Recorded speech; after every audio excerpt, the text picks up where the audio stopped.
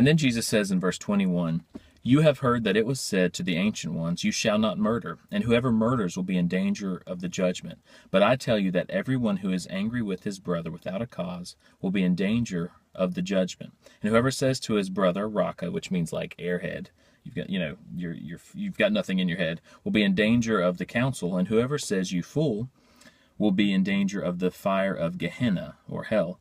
If therefore you are offering your gift at the altar, and there remember that your brother has anything against you, leave your gift there before the altar, and go your way. First be reconciled to your brother, and then come and offer your gift." So this is a game changer, isn't it? This is not the kind of stuff you see in the law. And he was quoting the law, and he was saying that God has just upped it by sending Jesus Christ and by restoring the relationship between God and man with the cross of Jesus Christ. He is wanting and providing and now saying, demanding that people should treat each other just like God treated man, right? We sinned against him.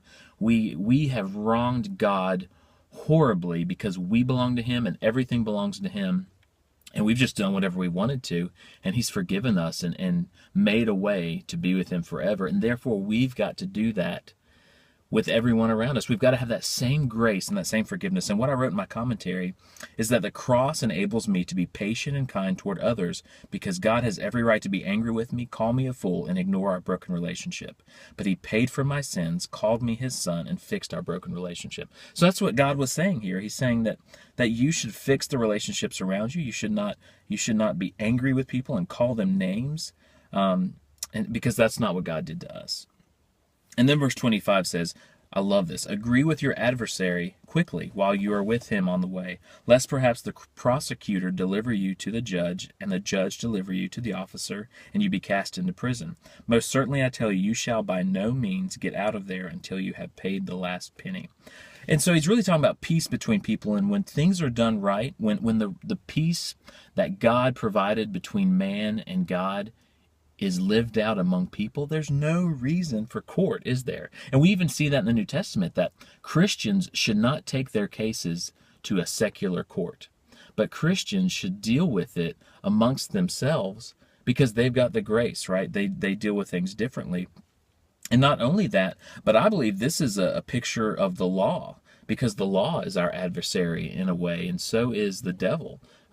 He is the accuser of the brethren. And so I wrote that the sacrifice of Jesus is the only way that we can come to terms with our adversary, who is the devil. And it's also the law, right? Like, you've got the law against you because we've broken the law. And you've got Satan against you because he wants to bring that up, and he wants to accuse us to God. He wants to accuse us to each other, right?